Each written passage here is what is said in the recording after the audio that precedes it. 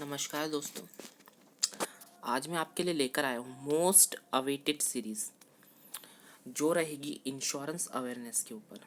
आज हम पार्ट 1 इसके डिस्कस करेंगे। ठीक है, इस पूरी सीरीज़ में 30 से ज़्यादा हमारे वीडियोस रहने वाले हैं। ठीक है, कुछ वीडियो बड़े भी हो सकते हैं, कुछ छोटे भी हो सकते हैं। ठीक है, कंटेंट के हिसाब से के ऊपर डिपेंड करेगा कितने बड़े वीडियोस होंगे। ठीक है, अभी आने वाले समय में आपको इस साल जो रिक्रूटमेंट देखने को मिलेगा वो मिलने वाला है LIC का और साथ में न्यू इंडिया एश्योरेंस का। ठीक है, इंश्योरेंस सेक्टर की अगर बात करें, LIC में आपको देखने को मिलेगा AAO का जो 2019 में हुआ था। ठीक है, AAO का जो पैटर्न चलता है वो 2016 में हुआ था एग्ज़ाम, 2015 में नोटिफिकेशन आया था, फिर 2016 में एग्ज़ाम हुआ था, फिर 2019 में एक बड़े लंबे समय के बाद आया। ठीक है, न्यू इंडिया एश्योरेंस पिछली बार नोटिफिकेशन 2018 में आया था, एग्ज़ाम 2019 में हुआ था, तब से अभी तक इसका नोटिफिकेशन नहीं आया है। LIC AAO जो है, जो रिक्रूटमेंट होना था 2020 में होना था फिर एक बार। ठीक है, 2020 में फिर एक बार से इसका रिक्रूटमेंट होना था। ठीक है, लेकिन कोरोना महामारी के कारण नहीं हो पाया, तो अब 2021 में इसका रिक्रूटमेंट होने जा रहा है और साथ में आपको इस साल ADO, ठीक है, और असिस्टेंट का भी नोटिफिकेशन देखने को मिलेगा। असिस्टेंट का नोटिफिकेशन तो 10 साल बाद आया था, 2009 में आया था लास्ट टाइम, उसके बाद 2019 में 10 साल बाद आया। ADO का 2016 में आया था, 16 के बाद 19 में आया, 3 साल बाद वो भी आया, लेकिन रिक्रूटमेंट तो है वहाँ पे। ठीक है, तो दोस्तों काफ़ी इंपॉर्टेंट होने वाली सीरीज़ है, काफ़ी ज़्यादा एग्ज़ाम्स होने वाले हैं 2021 में इंश्योरेंस से रिलेटेड। इंश्योरेंस सेक्टर का जो पहला नोटिफिकेशन था 2021 का, वो ECGC के रूप में आ गया। ठीक है, ECGC ने 59 कितने 59 एग्जीक्यूटिव ऑफिसर या प्रोबेशनरी ऑफिसर को की भर्ती निकाली है। ठीक है, ECGC भी एक इंश्योरेंस कंपनी ही है। ठीक है, जो कि क्या करते हैं, जब भी कोई सामान हम भारत से कई दूसरे देश भेजते हैं तो जो सामान है उसका इंश्योरेंस करता है कौन, ECGC करता है। ठीक है, तो ये भी एक इंश्योरेंस कंपनी है, तो इंश्योरेंस अवेयरनेस इसमें भी आने के चांसेस हैं। ठीक है, LIC AAO में आपको 750 से ज़्यादा की वैकेंसी आपको देखने मिल सकती है, 750 के आसपास देखने को मिल सकती है। यानी पिछली बार जो आई थी वैकेंसी वो 350 थी। ठीक है, जर्नलिस्ट की, लेकिन इस बार 750 के आसपास देखने को मिल सकती है। आसपास बोल रहा हूँ, कम भी हो सकती है, ज़्यादा भी हो सकती है। ठीक है, तो दोस्तों अब समय नहीं है, नोटिफिकेशन कभी भी आउट हो सकता है LIC का AAO का, तो हमें बिना गवाए शुरू करना है क्या, पढ़ाई। और पढ़ाई कैसे होगी, जब हम मेहनत करेंगे। मोस्ट अवेटेड जॉब है ये, बहुत ज़्यादा, यानी कि ड्रीम जॉब है ये LIC की होती है। सारी सुख सुविधाएं मिल जाती है अगर LIC AAO आपने क्लियर कर लिया, तो मेहनत करिए, अभी से लग जाइए। ठीक है, चाहे न्यू इंडिया एश्योरेंस में AO बनिए, चाहे LIC में AAO बनिए, ज़िंदगी बन जाएगी एक बार अगर सिलेक्शन हो गया तो। ठीक है, चलिए शुरू करते हैं आज का सेशन और देखते हैं क्या होता है LIC या फिर इंश्योरेंस। पिछला जो 2019 का नोटिफिकेशन था उसके बारे में बात कर लेते हैं। ठीक है, ये प्री की एग्ज़ाम की बात कर रहा हूँ। प्रीलिमिनरी में क्या था, रीजनिंग पूछा गया था, क्वांटिटेटिव एप्टीट्यूड पूछा गया था और इंग्लिश पूछा गया था। स्पेशल जो एम्फेसाइज किया गया था ग्रामर के ऊपर, वोकैबुलरी के ऊपर और कॉम्प्रिहेंशन के ऊपर। जनरली हर एग्ज़ाम में पूछा ही जाता है वो तो। ठीक है, पेपर हिंदी इंग्लिश दोनों में हुआ था। ठीक है, इंग्लिश का तो इंग्लिश में रहेगा। ठीक है, और यहाँ 35 इंग्लिश रीजनिंग में 35 सवाल थे 35 नंबर के, क्वांटिटेटिव एप्टीट्यूड में 35 सवाल थे 35 नंबर थे, और इंग्लिश में 30 सवाल थे 30 नंबर के। लेकिन ये 2 स्टार का मतलब ये सिर्फ क्वालिफाइंग नेचर का था। ठीक है, ओबीसी और जनरल वालों को 10 नंबर लाने थे इंग्लिश में क्वालिफाई करने के लिए, ठीक है। वो ये मार्क्स काउंट नहीं होते, ठीक है। क्वांट में जनरल वालों को कितने लाना थे 18, और रीजनिंग में भी 18, ठीक है। ST SC वालों को रीजनिंग में लाना था 16, क्वांट में लाना थे 16 और इंग्लिश में लाने थे 9। सबके लिए इंडिविजुअल टाइम था 20-20 मिनट और समय था 1 घंटा, ठीक है। जनरल की जो कट ऑफ गई थी पिछली बार वो 58 गई थी, ठीक है। ओबीसी की 54 गई थी और ST SC का मुझे याद नहीं कितनी गई थी, ठीक है। देखते हैं आगे। ये मेंस एग्जाम का है। मेंस में आपको देखने मिलेगा reasoning, general knowledge, current affairs.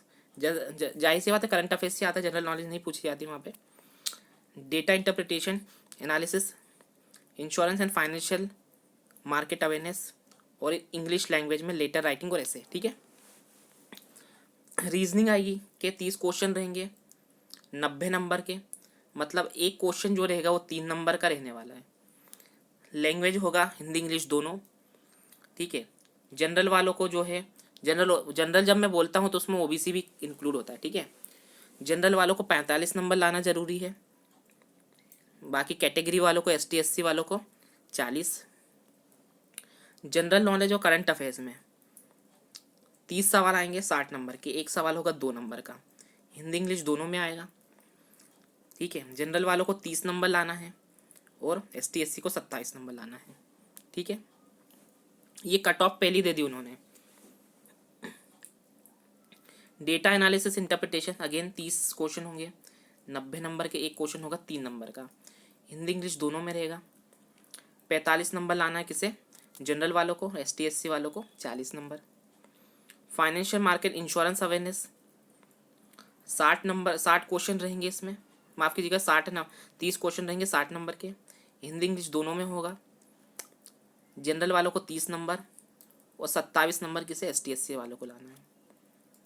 और टोटल जो आपके रहेंगे 120 क्वेश्चंस रहेंगे 300 नंबर के, ठीक है। ऐसे राइटिंग में जो होंगे 2 क्वेश्चन आपके होंगे, कितने 2 क्वेश्चन 25 नंबर के रहेंगे, इंग्लिश में ही होंगे। जनरल वालों को 10 नंबर लाना है क्वालिफाइंग करने के लिए और ST SC वालों को 9 नंबर लाने हैं। टोटल जो समय रहेगा आपका 2.5 घंटे का रहेगा, 2 घंटे और 30 मिनट का, ठीक है। ये LIC डबल AO की बात कर रहा हूँ मैं, किसकी, LIC डबल AO की। नेक्स्ट ये देख लीजिए LIC डबल AO का फाइनल जो कट ऑफ था, ठीक है। ये कट ऑफ जो है प्रीलिम्स का बता रहा हूँ मैं। जनरल वाले 58 नंबर गया था कट ऑफ, EWS का 53 नंबर गया था, OBC का 54 नंबर, SC का 50 और ST का 44, ठीक है। ये रहा था। मेंस की बात करें, मेंस का जो कट ऑफ था 203 नंबर गया था जनरल के लिए, और इंटरव्यू के बाद जो बना था 258 बना था, यानी 258 के ऊपर जो आया वो सिलेक्ट हो गया। EWS का 166 बना था, इंटरव्यू के बाद वो हो गया 248। OBC का गया था 164, इंटरव्यू के बाद 246। SC का 153 153, इंटरव्यू के बाद 219। और ST का गया था 156, इंटरव्यू के बाद 190, ठीक है। ये एक ओवरव्यू था, हमने कट ऑफ देख ली कितनी गई थी। आगे देखते हैं, तो शुरू करते हैं इंश्योरेंस अवेयरनेस कि इंश्योरेंस क्या होता है, इंश्योरेंस काम कैसे करता है, कि इंश्योरेंस आया कहाँ से, ठीक है। ये करते हैं हम शुरुआत। देखो दोस्तों, लाइफ क्या होती है हमारी सबकी, आपकी, मेरी, XYZ किसी व्यक्ति की, उसका कुछ भरोसा नहीं होता, कब जिंदगी है कब नहीं है, ठीक है। किसी का कोई भरोसा नहीं है इस दुनिया में, ठीक है। लाइफ क्या है, अनसर्टन है, और बिजनेस भी क्या अनसर्टन है। देखा ही होगा पिछले साल 2020 में क्या हुआ, ठीक है। अचानक से एक महामारी आती है, पूरी दुनिया को ले जाती है, ठीक है। अभी जो है 20 लाख लोग जा चुके हैं कोरोना वायरस महामारी से, ठीक है। अब पता था क्या, एकदम यानी कि अचानक से इतनी एक बड़ी महामारी आएगी और ये 20 लाख लोग काल के गाल में समझ आएंगे, नहीं पता था ना, हुआ लेकिन। तो लाइफ क्या है, अनसर्टन है, बिजनेस भी क्या अनसर्टन है, दुनिया भर में लॉकडाउन लग गया, अचानक से लॉकडाउन लग गया, कई लोगों की नौकरियां चली गई, कई बिजनेस बंद हो गई, कई इंडस्ट्रियाँ जो थी, कारोबार औद्योगिक सब बंद हो गए। ठीक है, पैसा ही नहीं लोगों के पास, खाने को कुछ भी नहीं है। लॉकडाउन में हमने देखा कि किस तरह की स्थिति हो गई उत्पन्न। अप्रवासी मजदूर एक राज्य से दूसरे राज्य तक जा रहे थे अपने अपने घरों को वापस। भयावह दृश्य था वो जो लॉकडाउन का था। ठीक है, तो लाइफ क्या थी यहाँ पर, वहाँ अनसर्टन थी, यानी कि हमारी ज़िंदगी का भरोसा नहीं कि कब हमारी ज़िंदगी क्या हो जाए, ख़त्म हो जाए। ठीक है, और बिजनेसेस का भरोसा नहीं भी कब बिजनेस लॉस में चले जाए और कब बिजनेस क्या हो जाए, ऊपर उड़ जाए। हर्षद मेहता वेब सीरीज़ आई थी, बहुत पॉपुलर वेब सीरीज़, इंडिया की नंबर 1 सीरीज़ बन गई। अचानक से हर्षद मेहता डूब गया, अचानक ही हुआ जो कुछ हुआ। ठीक है, ठीक है, उसका बिजनेस भी डूब गया, सब डूब गए। ठीक है, अब देखो होता क्या है, लाइफ क्या होती है, अनसर्टन होती है, हमें नहीं पता क्या होने वाला है हमारे साथ। ठीक है, और बिजनेस भी क्या होता है, अनसर्टन होता है, कब बिजनेस डूब जाएगा किसी को नहीं पता। आज दिन दोगुनी रात चौगुनी कर रहा, हो सकता है कल बिजनेस ठप पड़ जाए पूरी तरह से। रिलायंस देख लो, एक समय रिलायंस बहुत ऊपर गया था और आज रिलायंस का नामो निशान नहीं है वहाँ पर। ठीक है, एक समय एयरटेल सबसे ऊपर चल रहा था, आज जियो ने उसकी बैंड बजा के रख दी पूरी तरह से। ठीक है, सबकी बैंड बजा दी जियो ने। ठीक है, बिजनेस का भी कोई यानी कि पता नहीं कब डूब जाए कब क्या हो जाए। ठीक है, लाइफ का भी कोई पता नहीं कब कौन साथ छोड़ के चले जाए। ठीक है, अब देखो, people and businesses are need to something to spread this risk, यानी आपको, मुझे, हर किसी को ये खतरा है कि कभी भी कुछ अनहोनी हो सकती है। ठीक है, तो उस केस में अगर हमारे साथ कुछ अनहोनी हो जाए तो हमारे परिवार का उसके बाद क्या होगा। ठीक है, हमारे परिवार का क्या होगा उसके बाद। तो इस सब के लिए तैयार रहने के लिए, यानी कि ये सब चीज़ें क्या होती है, हर किसी के माइंड में आती है कि ये सब होना है, अचानक अगर हो गया तो क्या होगा। यानी हर किसी को क्या है, वो रिस्क है। तो ये लोग रिस्क क्या करते हैं, ये बांट लेते हैं, क्या कर लेते हैं, बांट लेते हैं। एग्जाम्पल के साथ हम समझते हैं यहाँ पर। देखो, ये एक व्यक्ति है, कोई, ड्राइंग पे मत जाना बहुत ख़राब है। ठीक है, इस व्यक्ति का नाम है मनोज। अब मनोज क्या है, इकलौता है खाने यानी कमाने वाला उसके घर में। अब ये क्या करता है मनोज की, कहीं एक बार जाता है, इसने एक गाड़ी ले रखी है, गाड़ी है, पहले बोल दिया ड्राइंग पे मत जाना, बाइक है ये। ठीक है, एक दिन इसका एक्सीडेंट हो जाता है, इसकी डेथ हो जाती है। अब इसने ये बाइक जो है ले तो लोन पे रखी थी, ये क्या कर रखी थी, लोन पे ले रखी थी।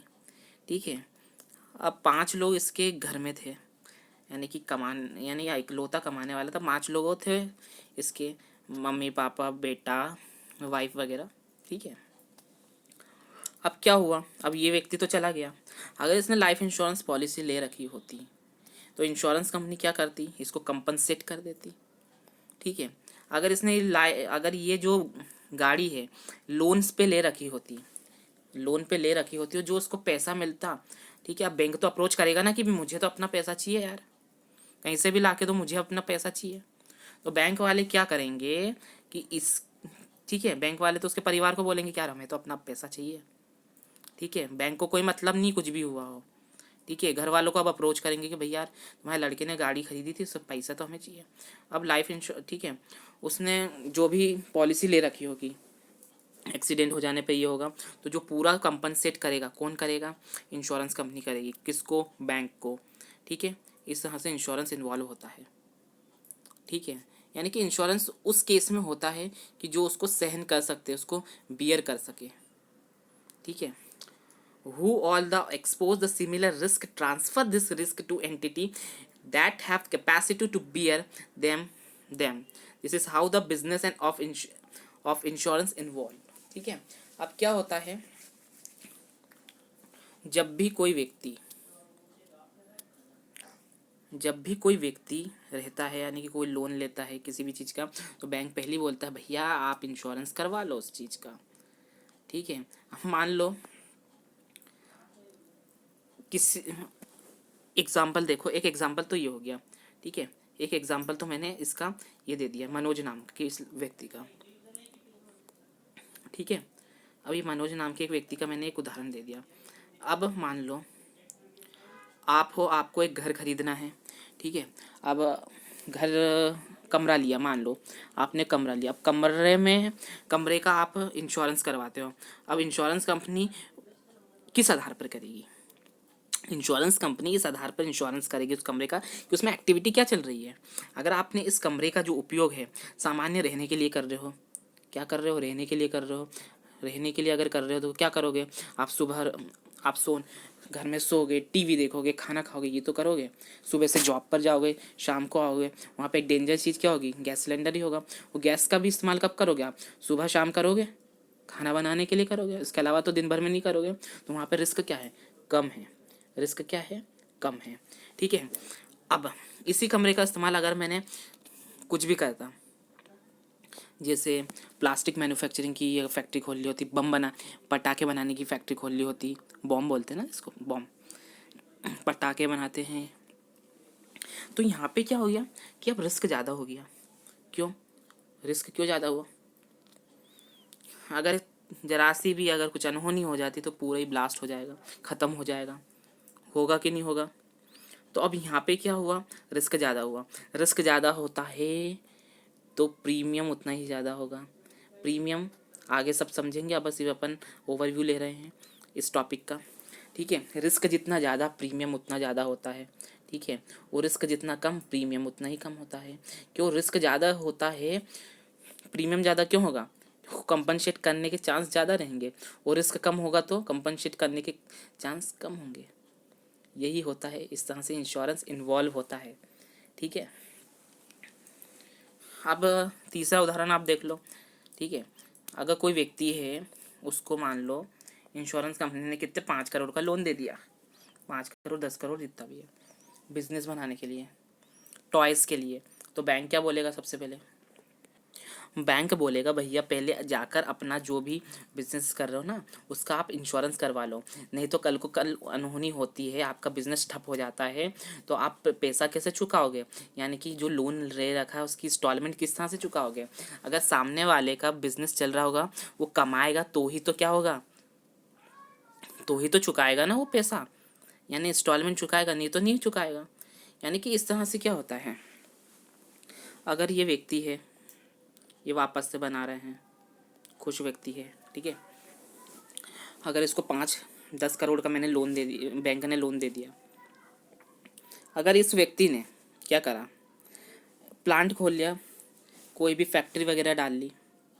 ठीक है, चाहे कपड़े की डाल ली हो, पटाखे बनाने की डाल ली हो, चाहे कहीं की भी डाल ली हो, अगर इस व्यक्ति ने उसका इंश्योरेंस नहीं करवाया और कुछ अनहोनी हो गई, तो अगर बैंक अप्रोच करेगा कि भाई हमारा पैसा तो वापस करो। अगर ये व्यक्ति बोलेगा मेरा तो बिजनेस ही नहीं चल रहा तो मैं पैसा कैसे वापस करूं, देखिए मेरा तो बिजनेस ही लॉस में, बिजनेस ही बंद हो गया, अब पैसा कहाँ से दूं? ठीक है, अगर इस व्यक्ति ने इंश्योरेंस करवा लिया, ठीक है, अगर इस व्यक्ति ने क्या करा, इंश्योरेंस करवा लिया, और इंश्योरेंस अगर इसने करवाया तो जो अगर इसकी फैक्ट्री में आग लग गई, कुछ भी हो गया, तो पूरा पैसा कौन होगा? इंश्योरेंस कंपनी क्या करेगी? कंपनसेट करेगी। इसका इंश्योरेंस इसकी कंपनी क्या होगी? वापस से ओपन हो जाएगी, फिर से ये पैसा कमाने लगेगा, फिर यानी कि बैंक को लोन देना शुरू कर देगा। ठीक है, तो इस तरह से है ना कि इकोनॉमी में जो है बैंक का और इंश्योरेंस का काफ़ी बड़ा योगदान होता है। लॉकडाउन की बात मैंने करी थी। ठीक है, लॉकडाउन में मैंने बात की थी, देखिए कुछ भी अगर बड़ी आपदा आती है, बाढ़ आ गई, भूकंप आ गया, तो ये तो क्या है, प्राकृतिक घटनाएं हैं। तो इस केस में क्या होता है, इंश्योरेंस कंपनी कंपनसेट नहीं करती, क्योंकि हर किसी का थोड़ी ना करेगी वो। ठीक है, लेकिन अब क्या हुआ कि कोरोना महामारी में LIC ने बोल दिया कि भैया आपको, ठीक है, डेथ जो कोरोना की जो बीमारी है उसका भी हम जो एग्जिस्टेंस जो हमारी पॉलिसी ले रखी है उन लोगों को भी हम कंपनसेट करेंगे। यानी कि जो कोरोना महामारी उसको भी हम कंपनसेट कर देंगे, तो किसी की डेथ हो जाती है उसमें भी। तो उसके बाद इतना बड़ा बिजनेस LIC का कि हर सेक्टर डाउन हो गया। ठीक है, बस इस ऐलान के साथ ही। और इस कंपनी ने जितने 5 सालों में पिछले कमाई नहीं करी थी उतनी प्रॉफिट में गई ये कंपनी। कौन? LIC। क्यों? जो कोई नहीं कर रहा था वो आगे बढ़ के LIC आई। LIC ने आगे बढ़ के कहा कि यार हम करेंगे, ठीक है, हम कवर करेंगे, अगर किसी की डेथ हो जाती है तो डेथ का क्लेम हम देंगे, ठीक है, कोरोना के कारण, ठीक है। और डेथ रेट कोरोना महामारी में बहुत कम है, देख सकते हैं 1 करोड़ केस आए हैं तो वहाँ पे लगभग 1,05,00,000 के आसपास, शायद रिसेंट अपडेट लिया था तो मैंने 1,05,00,000 के आसपास केस हुए थे, तो वहाँ पे 1.5 लाख लोगों की डेथ हुई है, ठीक है। लेकिन ये क्या है, इंसान से इंसान में फैलता है, इंटेंसिटी ज़्यादा है इसकी, इसलिए ख़तरनाक है, ठीक है। तो ये था, मौके पे चौका मारने का काम LIC ने करा। और उन्होंने क्या करा, अब लोगों को विश्वास है LIC पे, तो विश्वास है, जिस हर घर में LIC की पॉलिसी तो आपको मिलेगी, ठीक है। तो इस तरह से लोगों को विश्वास है, ठीक है। अगर किसी की डेथ हो जाती है तो इंश्योरेंस वहाँ पे कवर कर दिया जाएगा, जिससे क्या होगा, उसके परिवार वालों को मदद दे दी जा सकती है, ठीक है। अब ये जो लोग हैं, हर किसी को रिस्क है, आपको, मुझे, हर किसी को, तो अपन ये क्या करेंगे, रिस्क को बांटेंगे, रिस्क को बांटेंगे, ठीक है। और ऐसे व्यक्ति को सौंप देंगे, ऐसी एजेंसी को सौंप देंगे जो उसको बियर कर सकती है। वो कौन बियर कर सकती है? इंश्योरेंस कंपनी बियर कर सकती है। तो इस प्रकार से इंश्योरेंस जो होता है किसी बिजनेस में क्या होता है, इन्वॉल्व होता है, ठीक है। यानी कि इंश्योरेंस उन चीज़ों का किया जाता है जिसकी होने की संभावनाएं होती है। यानी कि अगर पक्का है कि ये चीज़ होगी तो उसका इंश्योरेंस नहीं होगा, ठीक है। पक्का है, होना है तो नहीं होगा, ठीक है। अब मान लो कोरोना की उदाहरण लूँगा मैं, बहुत ज़्यादा बीमार है व्यक्ति, कोरोना वायरस से संक्रमित है, ठीक है। अब उसमें क्या है, 50-60% के आसपास, यानी कि उसके अटैक तो फेफड़ों पर ही करता है कोरोना वायरस, यानी कि फेफड़े यानी कि ख़राब हो चुके हैं, उसके अटैक कर दिया, वायरस फैल चुका उसके फेफड़े के ऊपर, यानी कि पता है कि वो मरने वाला, अब उसके चांस नहीं है। और ठीक है, एक व्यक्ति है A, तो वो जाएगा बोलेगा कि यार ये मेरा रिलेटिव है XYZ जो भी है, इसका इंश्योरेंस करवाना है, तो वो तो कंपनी, इंश्योरेंस कंपनी तो मना कर देगी, बोलेगी यार इसके तो ये तो मर ही जाएगा, अब मतलब तो है नहीं इसको कुछ करने का, ठीक है, चांस ज़्यादा है इसकी डेथ के।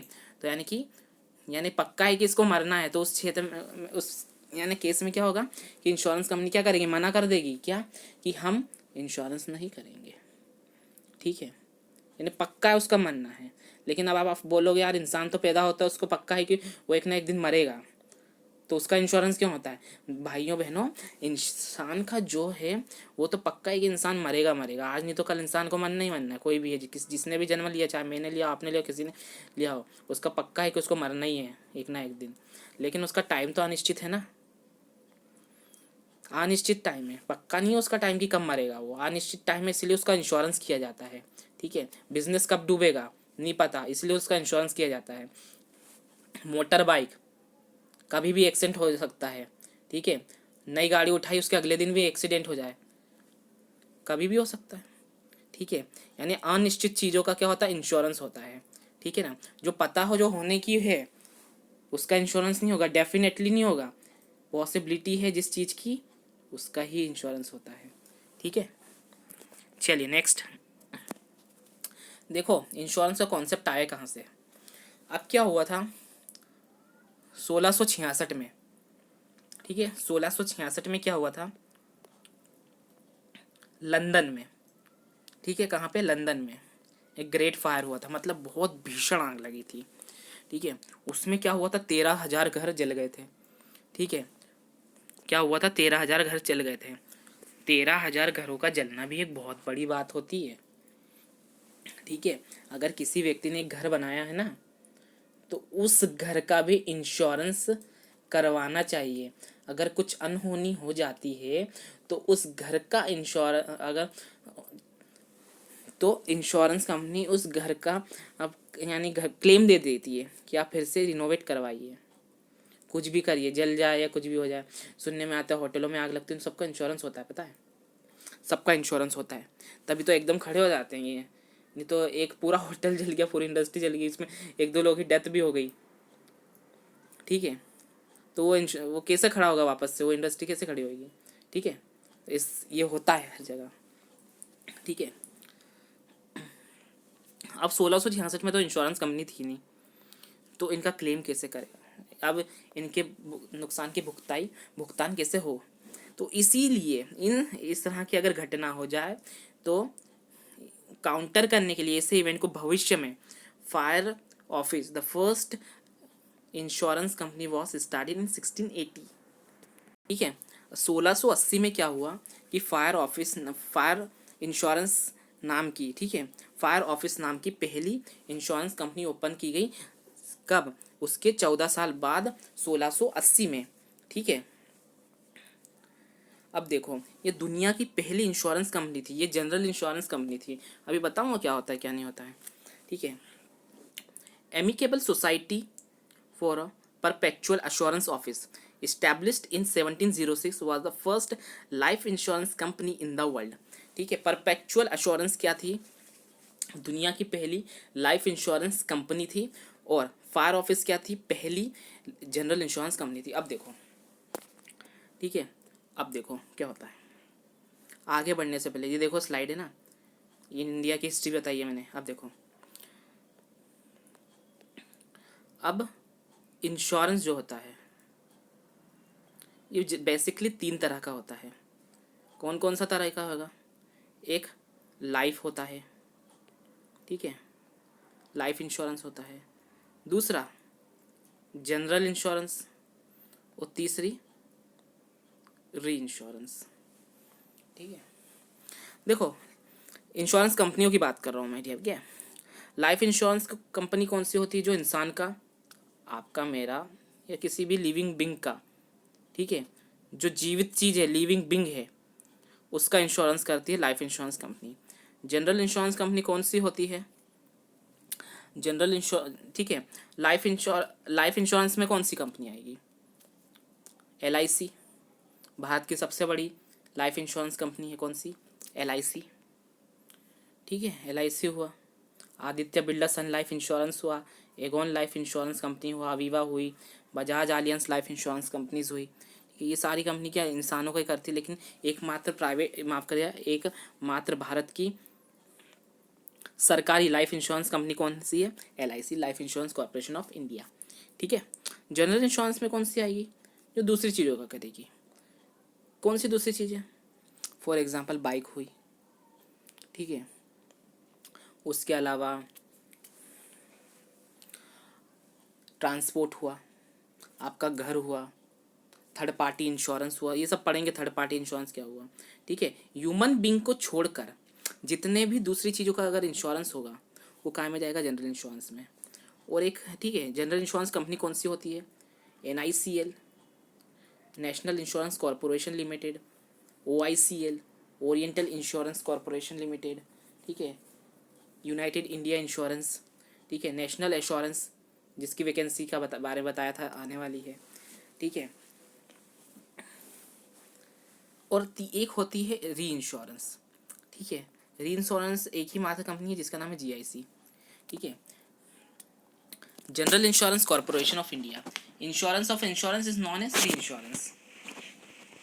अब इसमें क्या होता है वो आगे हम डिटेल में करेंगे। अभी आज का जो सेशन है सिर्फ ओवरव्यू ले रहे हैं कि ये चीज़ें होती क्या है। ठीक है, GIC में क्या होता है? मान लो कि बहुत बड़ा बल्क है, किस चीज़ का, कि एक बहुत बड़ी कंपनी है, मान लो 500 करोड़ की कंपनी है, उसका करना है इंश्योरेंस। ठीक है, NICL के पास गया कोई व्यक्ति, मान लो कि रिलायंस कंपनी है, 500 करोड़ की नेटवर्थ रखती है, 500 करोड़ कीमत है उसकी। ठीक है, अब मुकेश अंबानी जी कहाँ के गए? वो जाते हैं NICL के पास, बोलते हैं कि मुझे मेरी कंपनी के एम्प्लॉय, मेरे प्रोडक्ट वगैरह सब मिला के जो कीमत है 500 करोड़ है, मुझे 500 करोड़ का इंश्योरेंस करवाना है। NICL ने बोला कि यार अपन तो 300 तक का ही कर सकते हैं, लेकिन कॉन्ट्रैक्ट भी बड़ा है, अब क्या किया जाए? तो इस कंडीशन में NICL क्या बोलेगी? ठीक है हम कर देते हैं। और वो कॉन्ट्रैक्ट किसके साथ कर लेगी? GIC के साथ। वो बोलेगी ठीक है, अगर 300 ऐसा कर लेते हैं कि 300 करोड़ तक का अगर जो नुकसान होता है हम झेल लेंगे। कौन? NICL झेल लेगी। और 200 करोड़ 300 के ऊपर, यानी कि जो बचा हुआ 200 करोड़ है, अगर पूरे 500 करोड़ का ही नुकसान हो जाता है तो जो 200 करोड़ है वो जीआईसी देगा। ठीक है, ये दोनों कंपनी कौन सी, जीआईसी और एनआईएसएल क्या कर लेगी, टाइप कर लेगी। ठीक है, ये होता है। यानी कि उनने क्या करा, इंश्योरेंस तो एक ही करा, एक ही था, एक ही कंपनी का था, लेकिन उसको क्या कर लिया, दो बार हो गया, इंश्योरेंस ऑफ इंश्योरेंस हो गया। ठीक है, एक इंश्योरेंस कंपनी ने दूसरी इंश्योरेंस कंपनी के साथ क्या कर लिया, टाइप करके उसी चीज़ का इंश्योरेंस करवा लिया, तो इसको बोलते हैं reinsurance. Insurance of insurance known as reinsurance. ठीक है, ये होता है। चलिए, अब भारत में हम इंश्योरेंस की हिस्ट्री जान लेते हैं, क्या है क्या नहीं है। अब देखो, history of insurance in India. ठीक है, ये दो याद रखना, हालांकि कौन कौन से रखोगे, फायर ऑफिस एक तो याद रखोगे। ठीक है, फायर ऑफिस याद रखोगे। फायर ऑफिस क्या था, दुनिया की पहली जनरल इंश्योरेंस कंपनी थी।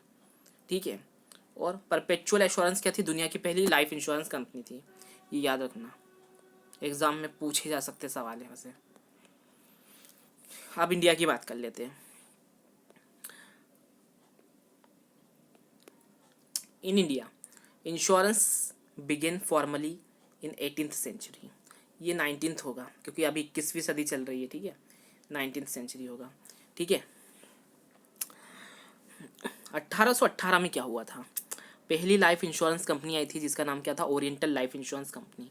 जिस ओरिएंटल को अभी आप सुनते हो एक जनरल इंश्योरेंस कंपनी है। ठीक है, वो एस्टैब्लिश इन इंडिया। भारत की पहली अगर पूछा जाए लाइफ इंश्योरेंस कंपनी कौन सी थी, तो ओरिएंटल लाइफ इंश्योरेंस कंपनी थी भारत की पहली। समय और बड़ा आगे चल के 1850 आया, भारत की पहली नॉन लाइफ इंश्योरेंस। ठीक है, जनरल इंश्योरेंस कंपनी जो होती है उनको नॉन लाइफ इंश्योरेंस कंपनी भी बोलते हैं। ठीक है, याद रखना। पहली नॉन लाइफ इंश्योरेंस कंपनी थी जिसका नाम क्या था, ट्राइटन इंश्योरेंस कंपनी। क्या नाम था, ट्राइटन इंश्योरेंस कंपनी। ठीक है, ये 1850 में इस्टेब्लिश की गई थी। ठीक है, पहली लाइफ इंश्योरेंस कंपनी कौन सी थी, ओरिएंटल। और पहली जनरल इंश्योरेंस कंपनी कौन सी थी, ट्राइटन लाइफ इंश्योरेंस कंपनी थी। ठीक है, अब देखो, अब कोई भी बिजनेस होता है उसको बढ़ाने के लिए या उसको किस तरह से करना है, नियम कायदे कानून होते हैं कि नहीं होते हैं। जैसे बैंकिंग का जो बिज़नेस है हमारा किस आधार पर चलता है, क्या कायदे कानून है उसके, तो वो है बैंकिंग रेगुलेशन एक्ट 1949। उसके तहत पूरा बैंकिंग का जो बिज़नेस है हमारे देश में चल रहा है। ठीक है, उसी प्रकार इंश्योरेंस का जो बिज़नेस है वो किस आधार पर चलता है, तो वो चलता है इंश्योरेंस एक्ट 1938 के तहत। ठीक है, The growth of insurance business in India required the enactment of the Insurance Act 1938। ठीक है, इंश्योरेंस एक्ट 1938 के तहत क्या होता है, हमारे देश में इंश्योरेंस का बिजनेस चलता है। ठीक है, देख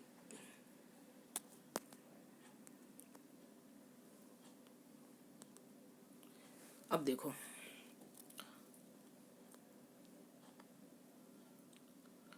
life insurance corporation of India के बारे में बात करते हैं। ठीक है, सबसे पहले क्या बात करते हैं, life insurance corporation of India के बारे में, जिसके लिए आप तैयारी कर रहे हो AA के लिए। ठीक है, LIC के बारे में बात कर लेते हैं। देखो, अब क्या हुआ था, 1955 में आप सभी जानते हो कि इंपीरियल बैंक ऑफ इंडिया था, उसका नेशनलाइजेशन हो गया था। ठीक है, उससे हालांकि इस चीज़ का कोई संबंध नहीं है। अब देखो, उसके बाद क्या हुआ 1956 में क्या हुआ, इन 1956 the life insurance business in India was nationalise and the life insurance corporation of India was formed on 1 सितंबर 1956। ठीक है, अब क्या हुआ, जिस प्रकार से 3 बैंक थे, कौन कौन से bank, bank of Bengal, bank of Madras और बैंक ऑफ बॉम्बे, तीनों को मिला के 1921 में क्या बना दिया, इंपीरियल बैंक ऑफ इंडिया। ठीक है, और उस इंपीरियल बैंक ऑफ इंडिया का क्या कर दिया गया, राष्ट्रीयकरण, नेशनलाइजेशन कर दिया गया। कब, 1955 में उसका नाम बदल दिया गया, SBI रख दिया गया। उसी प्रकार क्या हुआ, ठीक है, बहुत सारी कंपनियां थी हमारे देश के अंदर, लगभग 245 कंपनियां हुआ करती थी, लाइफ इंश्योरेंस करती थी। कितना नंबर बहुत बड़ा है, 245, ओरिएंटल लाइफ इंश्योरेंस वगैरह सबको मिला के। ठीक है, इन सभी इंश्योरेंस कंपनियों का क्या कर दिया गया, मर्जर कर दिया गया। क्या कर दिया गया, मर्जर कर दिया गया। और 1 सितंबर 1956 को LIC मतलब life insurance corporation of India की स्थापना कर दी गई थी। ठीक है, 1 सितंबर 1956 को LIC की स्थापना कर दी गई। ठीक है, ये हुआ था। LIC के हेडक्वार्टर्स आपको कहाँ मिलेंगे? एक मुंबई, ठीक है, मुंबई में मिलेगा। वर्तमान में जब मैं वीडियो रिकॉर्ड कर रहा हूँ 16 सितंबर 2021 को, तो उस समय तक MR कुमार जो हैं LIC के चेयरमैन हैं। इसकी जो टैगलाइन है युगाश्यम और व्यायाम, ठीक है, इसका मतलब होता है, संस्कृत में है ये, इसका मतलब ये होता है your welfare is our responsibility. जब मैं 2019 में LIC AO का इंटरव्यू देने गया था, I am also selected LIC AO, okay, in Uttar Pradesh, ठीक है, basically I am belongs to Indore, ठीक है, मध्य प्रदेश, ठीक है। इसकी जो टैगलाइन थी, इसके बारे में पूछा गया था, क्या है, इंटरव्यू का क्वेश्चन था, तो मैंने जवाब दिया था योगाश्यम व्यायाम, ठीक है। उन्होंने उसके बाद पूछा इसका मतलब क्या है, तो इस टैगलाइन का जो मतलब होता है your welfare is our responsibility, ठीक है, ये मुझे पता था। Your welfare is our responsibility, आपका जो वेलफेयर है हमारी जिम्मेदारी है, ये LIC का तो है, ठीक है। नेक्स्ट, ये था LIC के बारे में। 245 कंपनियों को मिलाकर क्या एक कंपनी बनाई गई थी। GIC री आपातकाल रक्ष्यामी, ठीक है, general insurance corporation of India, GIC। अब क्या हुआ, 1973 को जो जनरल इंश्योरेंस कंपनीज थी बहुत सारी थी। कौन कौन सी थी? NICL थी, है ना, NISCL, NICL, UIICL, OICL, ठीक है, ये थी, ठीक है। इनकी स्थापना बहुत पहले हो चुकी थी, ठीक है, 73 से पहले हो चुकी थी। अब क्या हुआ, इन सभी कंपनियों, ये पहले प्राइवेट कंपनियां हुआ करती थी, पता हो तो, और जो 245 कंपनियां जो लाइफ इंश्योरेंस की थी, जिसको बना के LIC बनाया गया, वो 245 कंपनियां भी क्या थी, प्राइवेट कंपनीज हुआ करती थी, ओके। अब ये क्या हुआ, ये चारों कंपनियों को क्या कर दिया गया, चार ही है ना, 1 2 3 4, ठीक है, हाँ, चारों कंपनियों को क्या कर दिया गया, इनका राष्ट्रीयकरण कर दिया गया। किसके तहत करा गया? जिबना एक्ट के तहत, general insurance business nationalisation act, GIBNA के तहत कर दिया गया, ठीक है। और क्या करा गया कि एक कंपनी बना दी गई, ठीक है, ठीक है, जो ये चारों की क्या होती, एक पेरेंट कंपनी थी, जिसका नाम क्या रखा गया, GIC री। आगे चल के इस कंपनी के बारे में जब हम पढ़ेंगे तो उसको री इंश्योरेंस का बिजनेस भी दिया गया, ठीक है। ये शुरुआत में क्या करती थी कि ये पेरेंट कंपनी हुआ करती थी GIC, और इन चारों पर क्या करती थी, ये देख रेख करती थी, ये है ना, ज़्यादा मार्केट में, क्योंकि चार ही जनरल इंश्योरेंस कंपनी थी, तो इनकी धाक थी मार्केट में कि ये इनकी वो नहीं, मोनोपोली ना हो, ठीक है, ये सब देखती थी, ठीक है। हेडक्वार्टर्स आपको मिलेंगे इसके जनरल इंश्योरेंस कंपनी के मुंबई में। जो चेयरमैन है देवेश श्रीवास्तव हो, जब मैं वीडियो रिकॉर्ड कर रहा हूँ 16 जनवरी 2021 को, तो तब तक देवेश श्रीवास्तव है। आपातकाल रक्ष्यामी इसकी टैगलाइन है, ठीक है। बस इतना याद रखना हो। 1973 को जनरल इंश्योरेंस बिजनेस का क्या कर दिया गया, नेशनलाइजेशन कर दिया गया, और general insurance corporation of India की स्थापना कर दी गई। NICL, NIC है ना, NISCL, NICL, UIIC, OICL को यहाँ लिखा है वर फॉर्म्ड, ये थोड़ी प्रिंटिंग मिस्टेक हो गई है, इनको क्या कर दिया गया और GIC ने अपने अधीन कर लिया, ठीक है। नेक्स्ट, अब उन चारों इंश्योरेंस कंपनियों के बारे में बात कर लेते हैं, ठीक है। The new India insurance company, ठीक है, हेडक्वार्टर्स आपको मिलेंगे यहाँ पे, कहाँ पे, मुंबई में। चेयरमैन कौन है इसके, अतुल सहाय हैं, ठीक है, अतुल सहाय,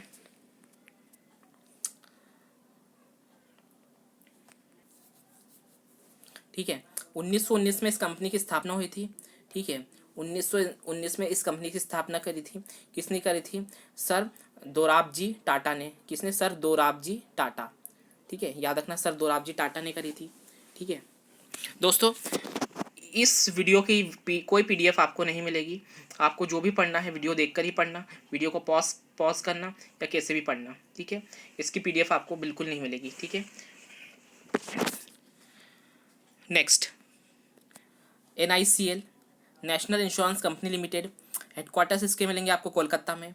MS, है ना, तजिंदर मुखर्जी इसकी कौन है, मिसेस तजिंदर मुखर्जी चेयरमैन है इसकी, ठीक है। इसकी टैगलाइन है ट्रस्टेड सिंस 1906, 1906 में इसकी स्थापना हुई थी, ठीक है, NISCL की। नेक्स्ट है United India insurance company limited, UIIC, ठीक है। इसके हेडक्वार्टर्स आपको मिलेंगे चेन्नई में।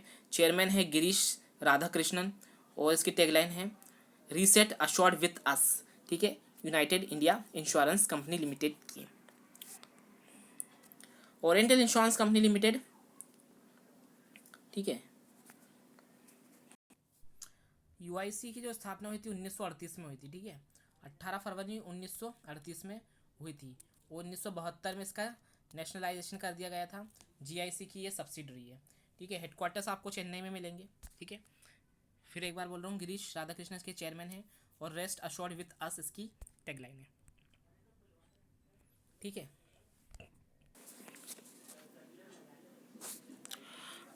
ओरिएंटल इंश्योरेंस कंपनी लिमिटेड, ठीक है, इसकी स्थापना हुई थी 1947 में, आज़ादी के तुरंत बाद 12 सितंबर को, ठीक है। मुंबई में हुई थी इसकी स्थापना। इसके हेडक्वार्टर्स लेकिन कहाँ पे, दिल्ली में है, ठीक है। चेयरमैन कौन है, SN Rajeshwari, Mrs SN Rajeshwari, ठीक है। इसकी टैगलाइन है पृथ्वी अग्नि जल आकाश सबकी सुरक्षा हमारे पास, ठीक है। ये मेजर इंश्योरेंस कंपनी है, ठीक है। और जब भी आप वीडियो देखें, ये वीडियो बन रहा है 16 जनवरी 2021 को, ठीक है। आप जब भी वीडियो देखें तो इनके जो चेयरमैन हैं उन्हें अपडेट कर लें कि कौन है, ठीक है। एज पर डेट में इनके चेयरमैन बताए हैं, ठीक है। तो दोस्तों ये था आज का छोटा सा सेशन, छोटा तो नहीं बोलूँगा, लगभग 45 मिनट का तो लगभग हो ही चुका है, ठीक है। ये था आज का सेशन पसंद आया हो तो वीडियो को लाइक करें, चैनल को सब्सक्राइब करें, अपने मित्रों के साथ शेयर करें, क्योंकि इंटरनेट पर आपको इंश्योरेंस अवेयरनेस से बहुत कम ही मटेरियल देखने को मिलेगा। मेरी कोशिश है ज़्यादा से ज़्यादा अच्छे से अच्छा मटेरियल लाने की और आपके साथ में शेयर करने की, प्रोवाइड करने की, आपको फ्री कॉस्ट, है ना, जिससे क्या है कि काफ़ी लोगों की ज़िंदगी बदल जाए और as a LIC AA join हो जाए या NISCL ज्वाइन हो जाए, LIC असिस्टेंट भी ज्वाइन हो जाए, ठीक है। तो दोस्तों ये छोटा सा ये सेशन था, ठीक है। वीडियो पसंद आए तो चैनल को सब्सक्राइब करें, मित्रों के साथ शेयर करें, वीडियो को लाइक करें। Thank you very much.